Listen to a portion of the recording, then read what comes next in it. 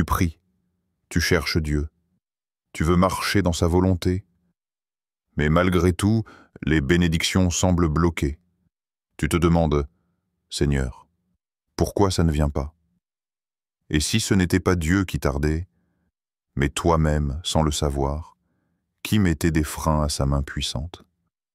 Dans cette vidéo, on va plonger dans 7 blocages spirituels majeurs, des attitudes invisibles mais puissantes, qui peuvent empêcher les bénédictions de couler dans ta vie, des vérités tirées de la Bible, des révélations qui transforment, et peut-être une clé que tu n'avais encore jamais vue.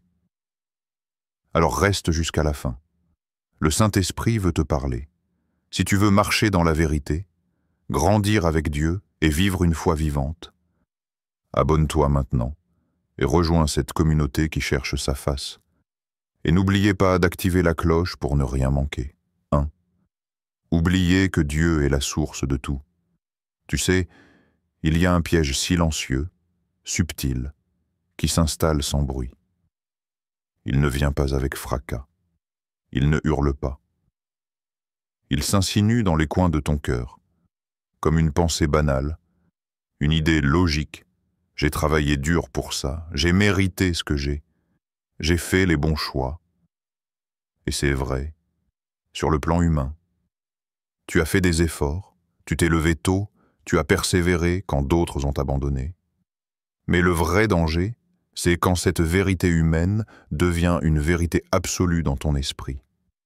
Parce qu'à cet instant précis, tu as déconnecté ta bénédiction de sa source.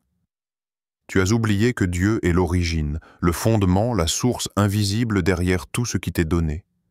Toute grâce excellente et tout don parfait descendent d'en haut, du Père des Lumières. Jacques 1,17. Pas une partie, pas juste les grandes choses.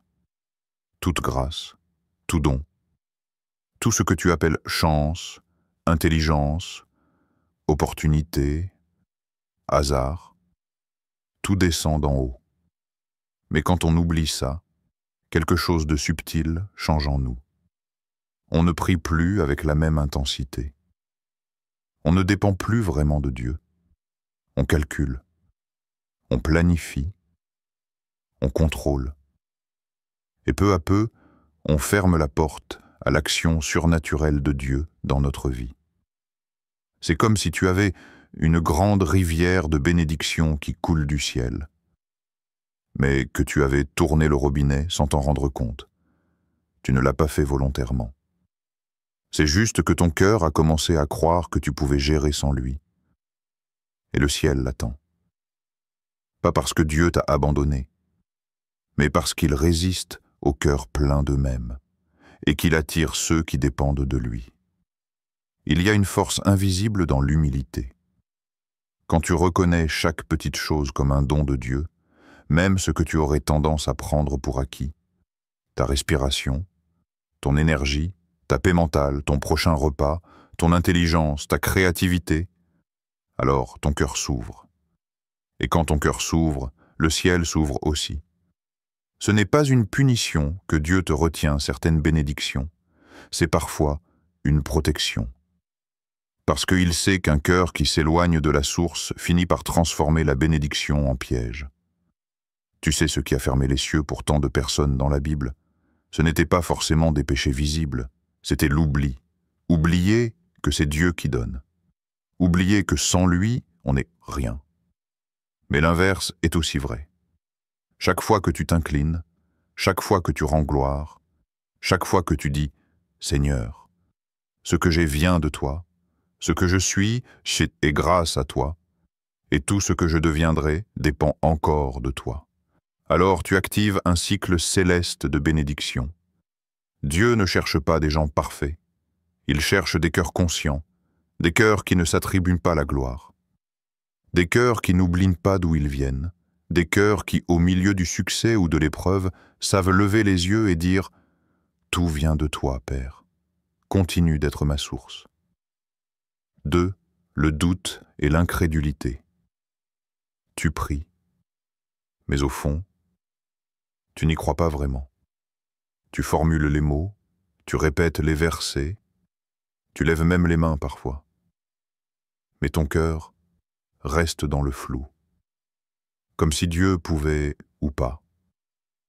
Tu espères, oui. Mais c'est une espérance fragile, une espérance prudente, une espérance qui ne veut pas être déçue. Alors tu mets un filtre. Tu ne crois pas trop fort pour ne pas tomber trop bas. Tu gardes une distance. Tu protèges ton cœur. Tu restes réaliste. Et tu te dis, Dieu fera ce qu'il veut, mais bon, on verra. Ce genre de prière ne traverse pas le plafond. Que celui qui doute ne s'imagine pas qu'il recevra quelque chose du Seigneur. Jacques 1, 6, 7. Répète cette phrase dans ton esprit. Ne s'imagine pas qu'il recevra quoi que ce soit. Pas parce que Dieu est méchant, pas parce qu'il est exigeant, mais parce que la foi, c'est la connexion, et le doute, c'est la coupure de courant. Tu peux avoir le plus beau téléphone du monde. Si tu coupes le Wi-Fi, tu ne reçois rien. Tu peux avoir la plus belle voix, les plus belles prières, les meilleures intentions. Si le canal est brouillé par l'incrédulité, rien ne passe. Dieu ne répond pas à l'émotion, pas à la logique, pas à la panique. Il répond à la foi, même petite, même tremblante, même imparfaite, mais sincère. Tu peux venir à Dieu avec une foi comme un grain de moutarde et faire trembler les montagnes. Mais tu peux aussi venir avec une prière parfaite, pleine de doutes, et ne rien voir bouger. La foi, c'est pas juste y croire quand tout va bien, c'est y croire quand tout crie le contraire. Quand la situation dit impossible, quand ton entourage dit laisse tomber, quand ton propre cœur dit c'est fini. C'est là que la vraie foi se lève. Pas une foi qui clame des slogans, pas une foi qui fait semblant, mais une foi qui ose s'abandonner à Dieu sans plan B. Et tu sais pourquoi c'est difficile? Parce que ça demande de renoncer au contrôle, d'accepter que tu ne vois pas encore, mais que tu crois quand même. De ne pas comprendre, mais de faire confiance. Le doute, c'est pas juste un petit nuage passager. C'est une toile d'araignée qui s'accroche à tes prières. C'est un poison lent qui rend ton esprit confus, instable, tiède. Et la tiédeur ne fait jamais tomber la pluie du ciel. Alors aujourd'hui, pose-toi la vraie question. Quand tu pries, tu crois vraiment que Dieu peut le faire? Pas théoriquement. Pas pour les autres. Pour toi. Là. Maintenant. Parce que si tu doutes, tu es en train de bloquer ton propre miracle. Et Dieu, lui, attend. Il est prêt. Les bénédictions sont prêtes. Le ciel est chargé, mais il cherche un cœur qui croit. 3. Le péché non confessé. Le péché est une réalité difficile à affronter pour tout croyant. C'est un fardeau que l'on porte, parfois sans même s'en rendre compte. Mais il y a quelque chose de crucial que beaucoup d'entre nous oublient. Un péché non confessé, qu'il soit caché dans les recoins de notre cœur ou ignoré par notre esprit, crée une barrière invisible entre nous et Dieu. Cette barrière, bien qu'intangible, est d'une efficacité redoutable. Elle empêche la communion, elle empêche la bénédiction, elle empêche l'amour pur de Dieu de s'écouler librement dans notre vie. Il est facile de se convaincre que le péché ne fait pas de mal, qu'il est juste une petite faiblesse, un acte isolé, une erreur passagère. Mais la vérité biblique est claire. Le péché, même dans sa forme la plus subtile, crée une distance avec Dieu. C'est une muraille que nous avons bâtie, pierre après pierre, chaque fois que nous avons choisi de détourner notre regard de sa volonté. C'est cette muraille qui rend notre cœur lourd, qui voile nos prières, qui limite la clarté de sa voix dans notre vie. Le verset de Psaume 66, 18 nous rappelle cette réalité. Si j'avais conçu l'iniquité dans mon cœur, le Seigneur ne m'aurait pas exaucé. Ce n'est pas que Dieu ne veuille pas écouter, c'est que nos péchés non confessés, nos iniquités cachées, agissent comme un filtre entre nous et lui. Lorsqu'on garde nos fautes pour nous, qu'on refuse de les reconnaître, ou pire, qu'on se justifie, on ferme cette porte qui permet à Dieu d'agir pleinement dans notre vie. Il y a une vérité profonde dans ce passage. Dieu ne nous rejette jamais pour avoir péché.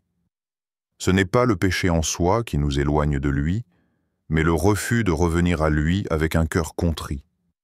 Dieu sait que nous sommes humains, qu'aucun de nous n'échappe à l'imperfection.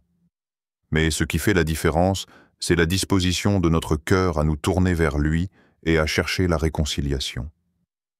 La confession de nos péchés n'est pas simplement un acte formel, elle est un retour à la grâce. Quand tu confesses tes fautes, tu n'apportes pas seulement tes erreurs devant Dieu, tu lui remets aussi le poids que tu portes.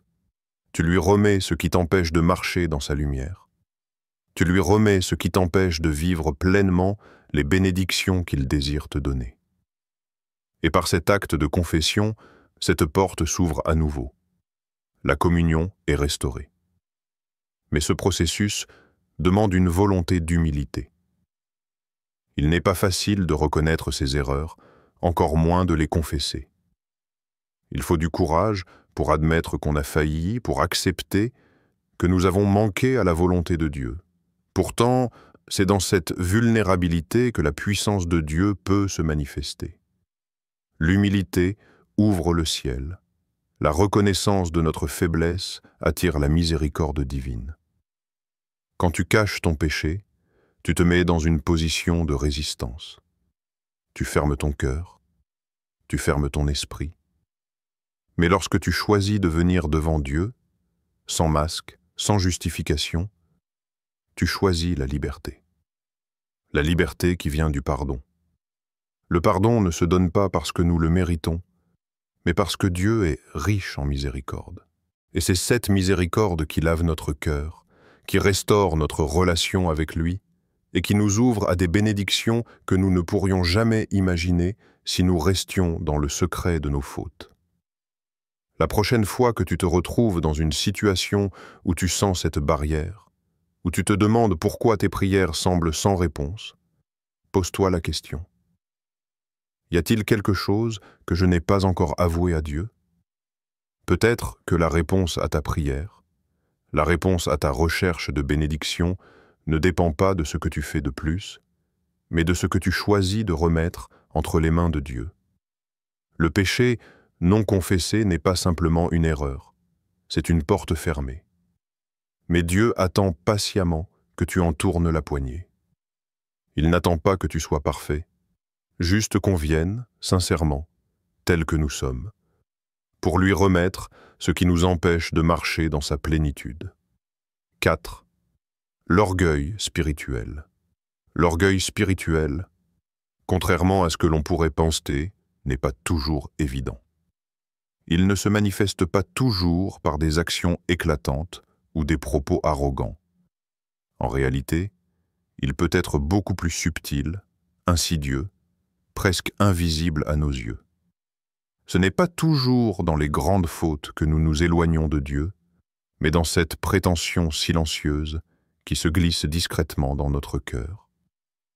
Une pensée qui murmure « Je suis un bon chrétien, je mérite les bénédictions ». Peut-être te reconnais-tu dans cette idée. Tu fais des efforts pour être un bon croyant, tu lis ta Bible, tu pries régulièrement, tu accomplis tes devoirs spirituels, et tu te sens juste un peu plus proche de Dieu que d'autres. Ce n'est pas que tu en sois arrogant, mais dans ton cœur, une petite voix te dit que ces efforts devraient forcément être récompensés. C'est là où l'orgueil spirituel peut se faufiler, là où il commence à tordre l'humilité que Dieu veut voir en toi. Le verset de Jacques 4,6 nous dit que Dieu résiste aux orgueilleux, mais il fait grâce aux humbles. Ce n'est pas que Dieu nous aime moins quand nous sommes orgueilleux, mais l'orgueil crée une barrière. Il nous empêche de recevoir sa grâce parce qu'il ferme notre cœur à la vérité fondamentale. Tout ce que nous avons vient de lui. Dès que nous commençons à penser que nous méritons la bénédiction en raison de nos œuvres, nous oublions que Dieu, dans sa bonté, nous bénit par grâce et non par mérite. L'orgueil spirituel ne crie pas toujours. Il ne se manifeste pas par des déclarations audacieuses. Non, il murmure. Il se cache souvent dans des pensées subtiles « je prie plus que les autres » ou « je suis plus impliqué dans l'Église » ou encore « je connais mieux la parole de Dieu ». Ce sont des comparaisons qui nous donnent un sentiment de supériorité, mais qui, en réalité, nous éloignent de l'essence même de la vie chrétienne, l'humilité et la reconnaissance de notre dépendance totale à Dieu. La véritable humilité ne se trouve pas dans une forme d'autocritique excessive, mais dans un cœur prêt à se remettre en question et à reconnaître que tout ce que nous avons et faisons vient de Dieu. Quand nous comparons notre marche avec celle des autres, quand nous nous mesurons à des standards externes, plutôt qu'à la pureté de notre relation avec Dieu, nous oublions ce qui fait de nous de véritables enfants de Dieu. La capacité à vivre dans l'humilité, à reconnaître nos faiblesses et à accepter que notre salut, notre bénédiction, ne dépend que de sa grâce. L'orgueil spirituel peut aussi se cacher dans un besoin constant de prouver quelque chose. Ce désir d'être vu, d'être reconnu pour nos efforts, de vouloir démontrer notre spiritualité à travers des actions visibles et mesurables nous détourne de l'essentiel. Dieu ne cherche pas des accomplissements extérieurs pour nous bénir. Il cherche des cœurs sincères, brisés, prêts à recevoir sa grâce avec humilité. Jésus lui-même a montré l'exemple en étant celui qui, bien qu'étant le Fils de Dieu, a pris la forme d'un serviteur, en s'humiliant jusqu'à la croix. Ce besoin de prouver quelque chose à Dieu ou aux autres nous empêche d'être totalement vulnérables devant lui. Car la vérité est que Dieu ne se laisse pas impressionner par nos efforts. Il ne se laisse pas séduire par nos bonnes actions ou notre obéissance apparente. Ce qu'il recherche, c'est un cœur humble qui sait que, sans lui, rien n'est possible. Il est aussi essentiel de comprendre que l'orgueil spirituel peut souvent se manifester dans le refus de se remettre en question. Quand nous pensons que nous avons atteint un certain niveau de spiritualité ou de foi, nous fermons nos oreilles à la correction. L'orgueil, dans ce sens, c'est cette conviction intérieure que nous savons déjà tout, que nous avons tout compris, et que les autres n'ont rien à nous enseigner. Dieu ne réside pas dans un cœur qui se croit arrivé. Il réside dans un cœur brisé, dans un cœur qui, chaque jour, cherche à être plus proche de lui, qui reconnaît sa faiblesse et sa dépendance. La véritable humilité, celle que Dieu chérit, est celle qui nous permet de vivre dans une dépendance constante à sa grâce. C'est un cœur ouvert, qui ne cherche pas à se prouver ou à se comparer, mais qui désire sincèrement honorer Dieu à travers chaque geste, chaque prière, chaque acte de foi. C'est dans cet esprit que Dieu accorde sa bénédiction, non à celui qui se croit digne, mais à celui qui reconnaît que tout, absolument tout, vient de lui. 5. Une vie de prière négligée, la prière est souvent vue comme un simple acte religieux, une routine à accomplir. Pourtant, elle est bien plus que cela. La prière, c'est le souffle même de notre âme. C'est le moment où nous nous connectons profondément avec Dieu, où nous ouvrons notre cœur pour lui parler, pour l'écouter. Mais, trop souvent, dans le tourbillon de la vie quotidienne, nous négligeons cet aspect fondamental de notre relation avec lui. Et pourtant, tu ne peux pas recevoir si tu ne demandes pas. La prière n'est pas simplement une formalité ou une obligation, c'est une nécessité spirituelle. Si tu négliges ta vie de prière, tu t'éteins lentement. Imagine que tu sois un instrument de musique sans cordes, une bougie sans flamme, un arbre sans racines. C'est exactement ce qui se passe dans ta vie spirituelle lorsque tu mets de côté la prière. Tu perds la force de vivre pleinement en Dieu. Tu te laisses emporter par les courants de la vie, par les distractions, par les préoccupations. Et peu à peu, tu t'éloignes de la source de toute vie. Jacques 4,2 nous rappelle une vérité simple mais puissante. Vous ne possédez pas parce que vous ne demandez pas. Il ne s'agit pas ici de demander simplement des biens matériels, des bénédictions superficielles, mais de venir avec un cœur sincère, prêt à recevoir ce que Dieu désire pour toi. Dieu désire t'accorder la paix, la sagesse, la direction, la force. Mais il attend que tu viennes à lui. Il attend que tu lui parles. La prière est la voie d'accès par laquelle Dieu nous parle et nous répond. Elle n'est pas un monologue, mais un dialogue. Lorsque nous négligeons la prière, nous bloquons cette communication vitale. Peut-être que tu te dis que Dieu sait déjà ce que tu as besoin. C'est vrai. Mais la prière n'est pas simplement pour lui faire connaître tes besoins. Elle est pour toi, pour ta transformation intérieure.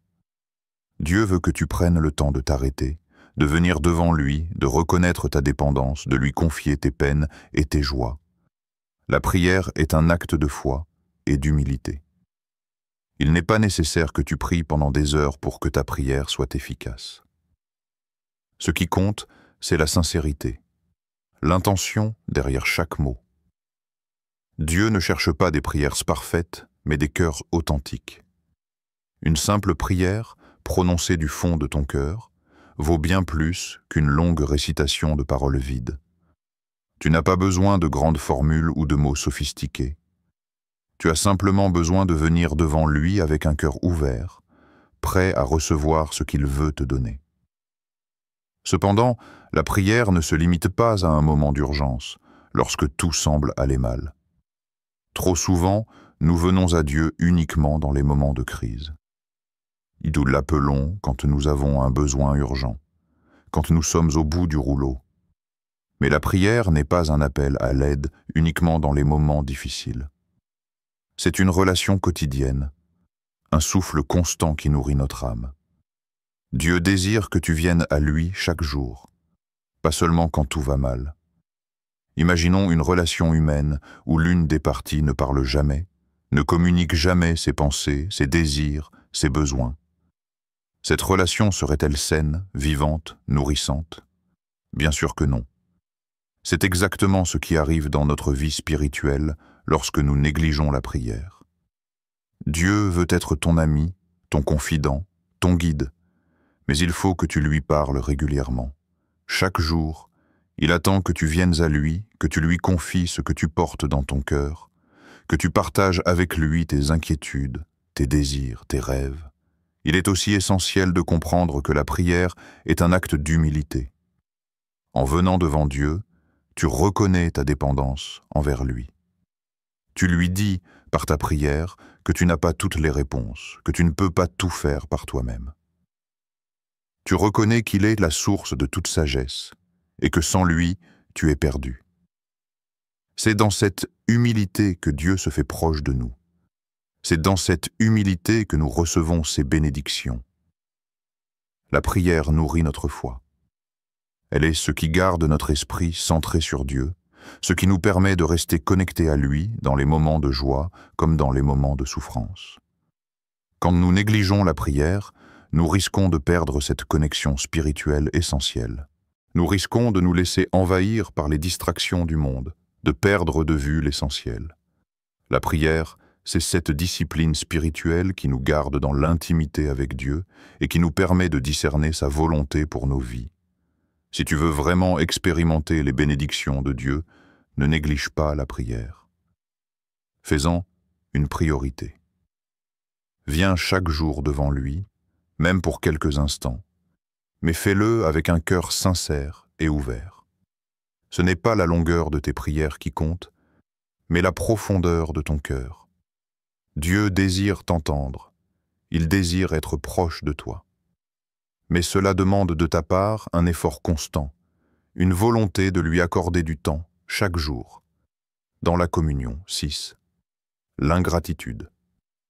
Dans un monde où nous sommes constamment exposés à ce que nous n'avons pas, il est facile de se laisser emporter par l'envie et l'insatisfaction.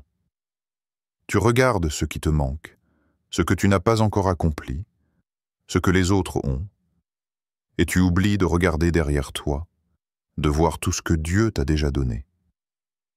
Combien de bénédictions te sont déjà offertes chaque jour, mais que tu ne remarques même pas, parce que tu es trop concentré sur ce qui te manque. L'ingratitude, c'est une maladie silencieuse qui ronge l'âme, une négligence spirituelle qui empêche de voir la bonté de Dieu dans notre quotidien.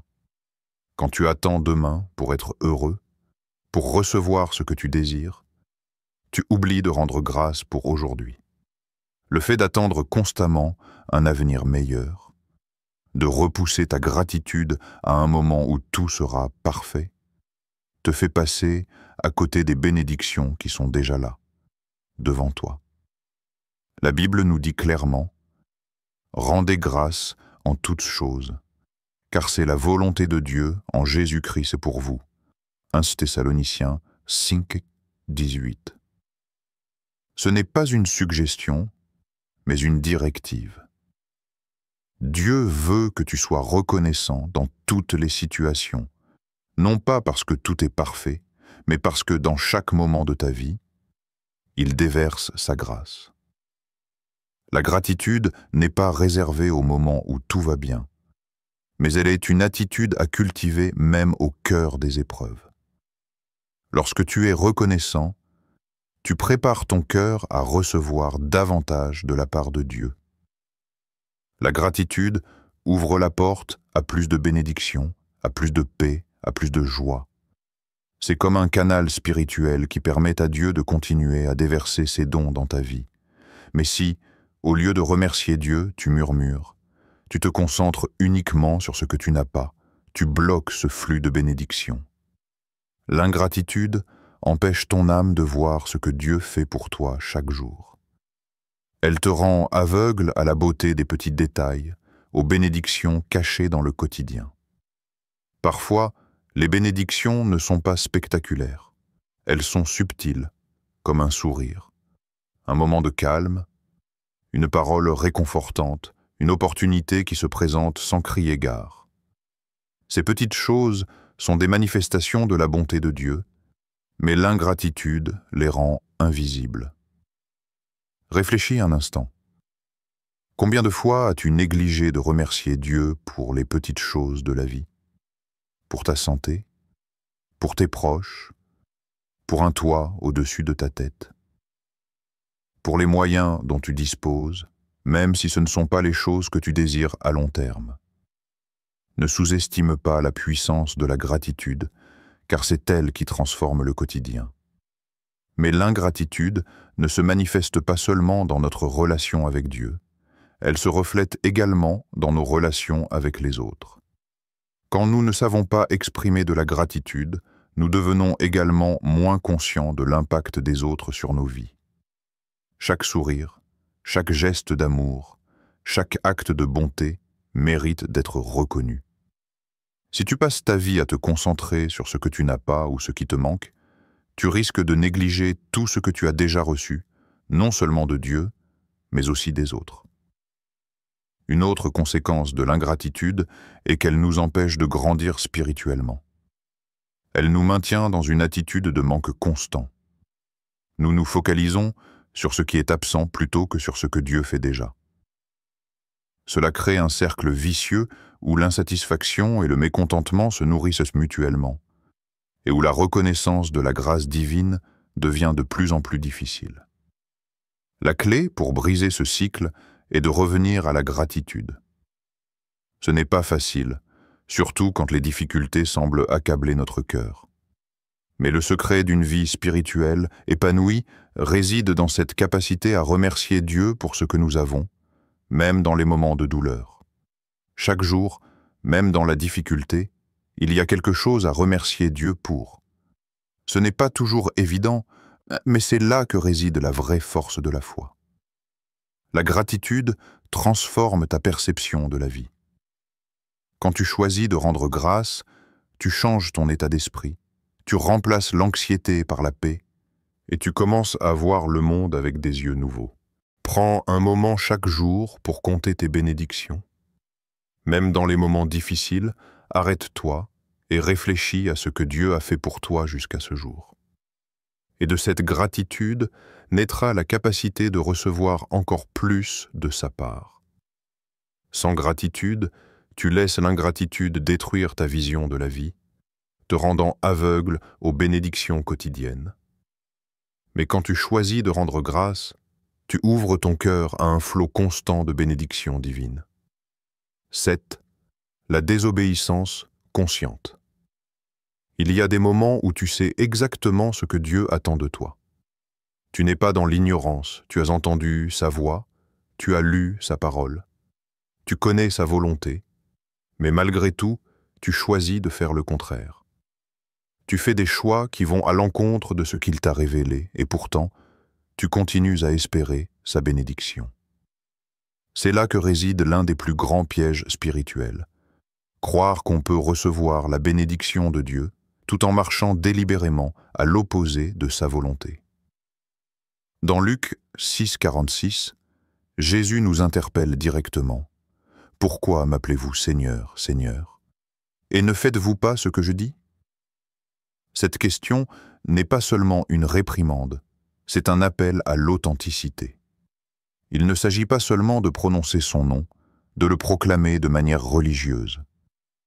Il s'agit de l'incarner dans ta vie quotidienne, dans tes choix, dans tes actions. Chaque fois que tu choisis délibérément de marcher loin de sa voie, tu fermes la porte aux bénédictions qu'il veut déverser sur toi. L'obéissance à Dieu n'est pas une option parmi d'autres. Ce n'est pas une suggestion, ni un principe à mettre de côté quand cela nous arrange.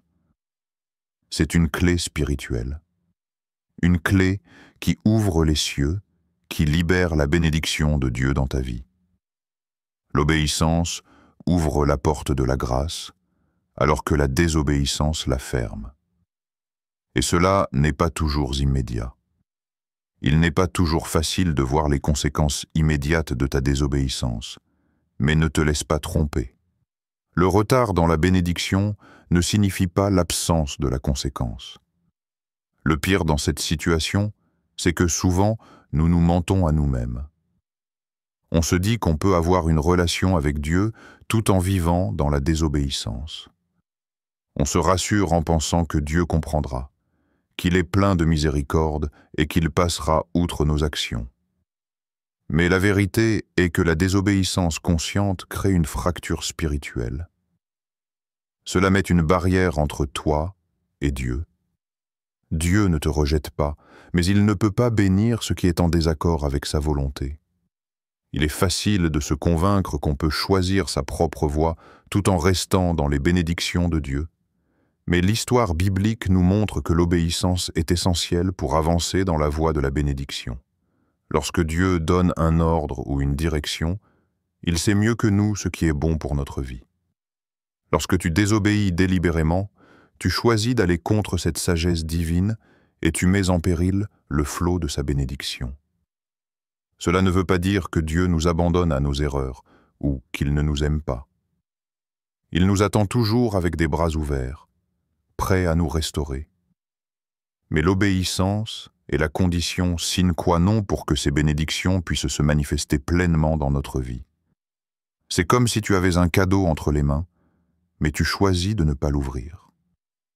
Le cadeau est là, il t'attend, mais tu dois d'abord ouvrir ta main pour qu'il soit pleinement le tien.